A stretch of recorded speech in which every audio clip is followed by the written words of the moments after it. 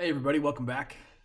In this video, we are going to be looking at Unit 7, Lesson 2, Exploration 1. We're going to continue our conversation about heredity, and we're specifically going to look at an experiment done by a person named Gregor Mendel. The title of this exploration is Mendel's Groundwork for Genetics. We're going to look at how the field of genetics kind of began. This scientist named Gregor Mendel is referred to as the father of genetics. And we're going to look at how we can begin to predict what the outcomes are going to be when two organisms reproduce together. So let's go ahead and get into it. A couple of the terms that we're going to want to make sure we keep very close attention to, because there can be some confusion if we don't identify our terms clearly. The first one is a trait. A trait, according to your textbook, is any distinguishing characteristic that is inherited. Now, another way that I've said this is a physical feature that we got from our parents. It's important that we understand that it's not just any physical feature. You know, if you were to dye your hair pink, that physical feature would not be considered a trait because you did not inherit that from your parents. Your natural hair color would be a trait, or the way your nose looks, or what your ears look like. Those sorts of things are all traits. So it must be something that we inherited from our parents when we talk about traits. All right, so let's get into it. When we talk about genetics, we're talking about the study of how those traits are inherited from our parents. Your textbook says it's the study of biological inheritance patterns and variations in organisms. We obviously see lots of different physical variations when we look around the different species. When we look around humans, we have very different physical traits, and we can study how we got those physical traits within this field of genetics. All right, so let's talk about Mendel's experiment. First of all, a little background. Mendel was a monk back in the mid-1800s. And as a part of his daily routine, he would study the way that certain plants were able to pass their traits off to their offspring. Now, he chose a type of plant that was a pea plant because he could easily control the reproduction of those plants. And then, based on how they reproduced, he could study their physical features by looking at specific things. All right, now, at the time, it's important to recognize that many scientists just thought that offspring were just a blend of their parents' traits, like it says here, if you just mix colors of paint.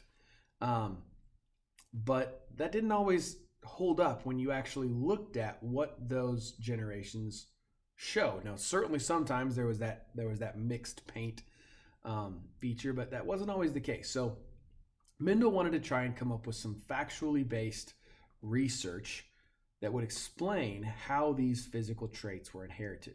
And so to do this, he chose two types of, he chose flowering pea plants that were purebred. Now, we're going to use another term for this later on, but for now, purebred simply means that all of the plants that have that certain feature, in this case purple, when they are allowed to self-fertilize, or when they're allowed to reproduce amongst the other members of their own self, they only produce purple pea plants. So you've got purple plants through and through with nothing else showing up. That led him to believe that there was what we call purebred. Now later on, we'll use a different term, but the key with purebred means there are not any other versions of that trait. Remember, each of us has two copies of each of our chromosomes. So in theory, we have two potential versions. But Mendel's idea of purebred plants is that they only contain one version of that specific trait.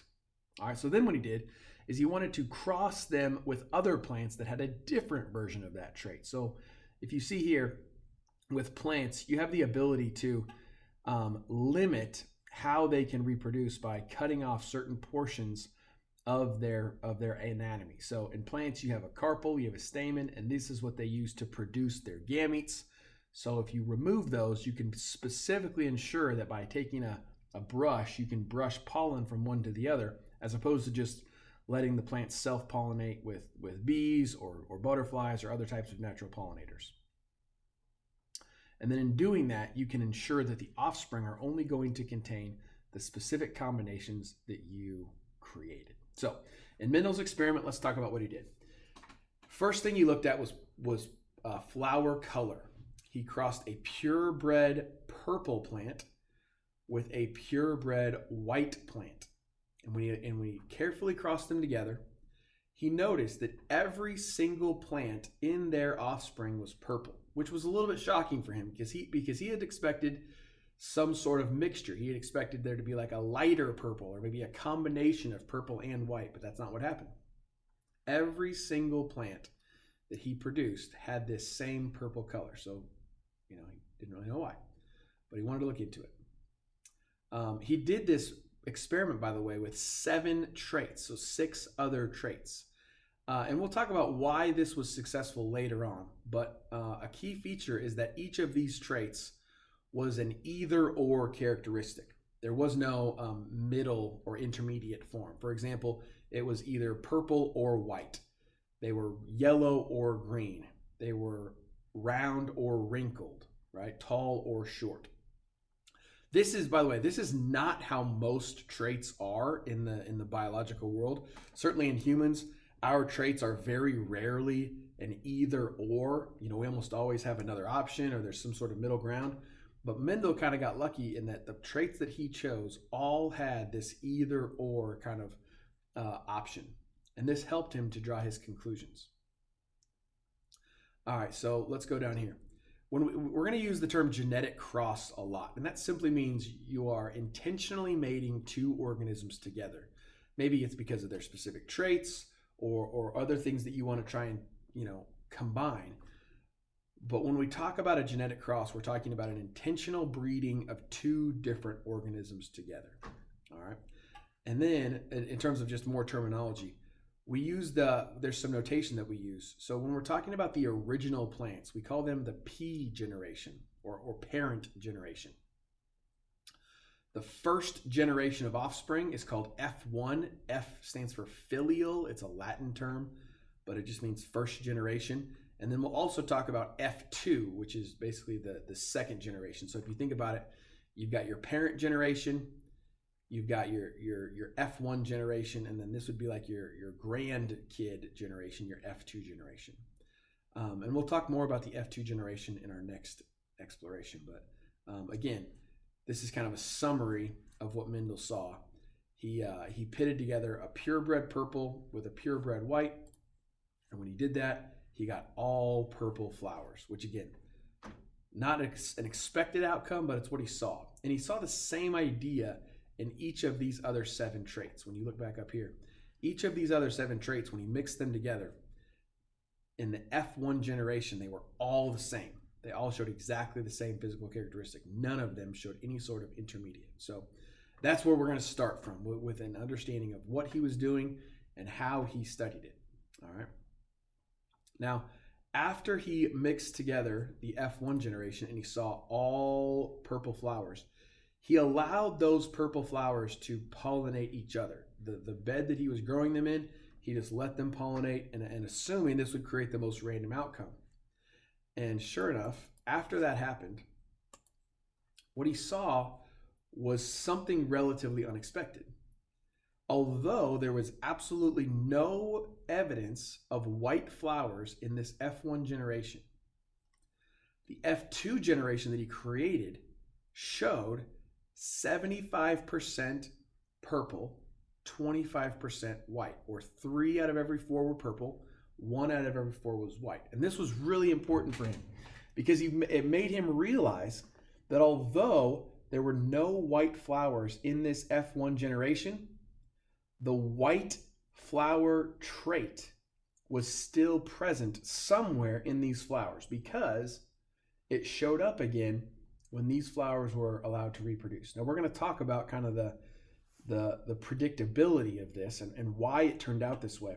But it's important that you remember that each of us has 2 copies of each trait. 1 copy that we got from one parent, 1 copy that we got from the other. And so although one of those traits is going to be covered up and the other one's going to be seen, that doesn't mean that it's been eliminated. It just means that it's being covered up. And Mendel had a way of describing this, which again, we'll talk about here in a second. What he decided is that certain traits might have a more dominant version and a less dominant version. He called these dominant and recessive. The recessive traits that disappeared weren't gone, they were just masked or covered up. And so this kind of paved the way for everything else that he talked about. And it allowed him to develop what he called the law of segregation. As you know, based on our conversation from the previous lesson, during meiosis, those chromosomes from our parents are going to separate during anaphase. And we might get, mom's version, we might get dad's version, but it is a random process. So how that happens is going to separate those versions of the trait. Now there's a term that they use here that I want to make sure you get, and it's alleles. Alleles are an important term. That's what we talk about when we're talking about versions of a trait, are the different alleles. All right. And again, here's that idea. During anaphase is where that separation takes place, and it's random. So we don't know which direction each of these chromosomes is going to go. And so because of that, there is a random chance that either one of them could show up. And this will be really important as we keep talking about predicting the outcomes of these genetic crosses. All right, that's it for this exploration.